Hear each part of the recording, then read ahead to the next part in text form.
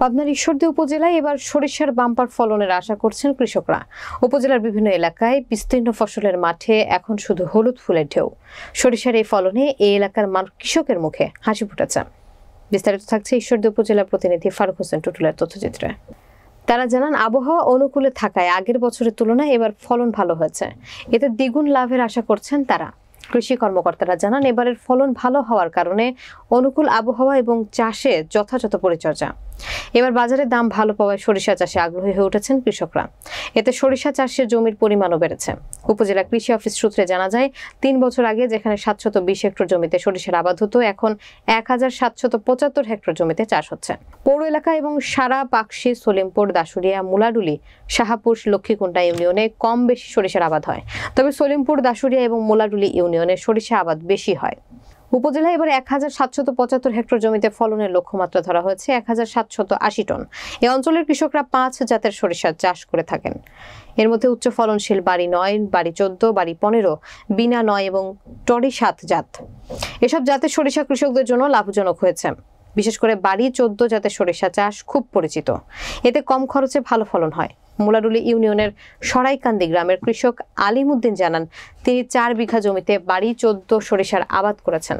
তিনি জানান, বাড়ি ১৪ জাতটি ফলনশীল এবং তাতে খুব কম খরচ হয়। প্রতি বিঘা জমিতে সাধারণত ৪ মণ সরিষা পাওয়া যায়। খরচ বাদে প্রতি বিঘায় ৭ থেকে ৮,০০০ টাকা লাভ হয়। তাই তিনি আগামী বছরও এই ফসলের চাষ করবেন। উপজেলা কৃষি কর্মকর্তা কৃষিবিদ মিতা সরকার বলেন, সরকার সয়াবিন তেলের উপর নির্ভরতা কমাতে এবং সরিষার চাষ বাড়াতে ৩ বছরের কর্মপরিকল্পনা গ্রহণ করেছে। ওই পরিকল্পনার আওতায় কৃষকদের সরিষা চাষে উৎসাহ দেওয়ার পাশাপাশি নিয়মিত প্রণোদনা দেওয়া হচ্ছে। সরিষা লাভজনক ফসল, কম শ্রমে কৃষকরা ভালো লাভ পান। মিতা সরকার আরো বলেন, এই উপজেলার মাটি সরিষা চাষের জন্য অত্যন্ত উপযোগী। আবহাওয়া এখনো অনুকূলে রয়েছে। এটি বজায় থাকলে এবারও লক্ষ্যমাত্রা অর্জন সম্ভব হবে।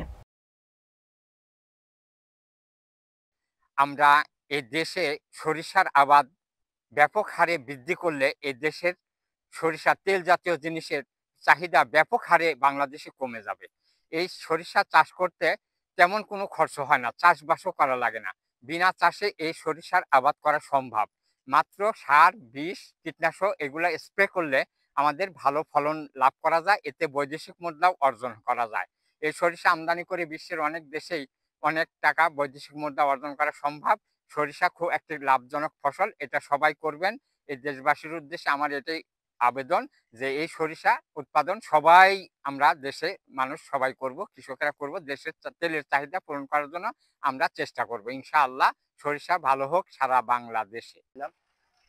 আল্লাহর রহমতে গত বছর অনেক সরিষা ফেলাইছিলাম, কিন্তু ওই গত বছরের তুলনায় এবছর অত্যন্ত সুন্দর হয়েছে।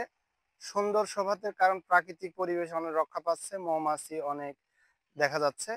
আর গত বছরের তুলনায় এবছর অনেক মানুষও এই সরিষার ফুল দেখে অনেক পছন্দ হয়ে অনেকে ছবি বিভিন্ন কিছু তুলতেছে। ইনশাল্লাহ আশা করি যে অন্যান্য বছরের চাইতে এবছর আল্লাহ রহমতে ভালো ফসল হবে ইনশাল্লাহ আশা করি। গতবারেতে মানে আবার ক্লিয়ার হলে পরে মানে শস্য খুব ভালো দেখা যাচ্ছে, পরিবেশ আছে।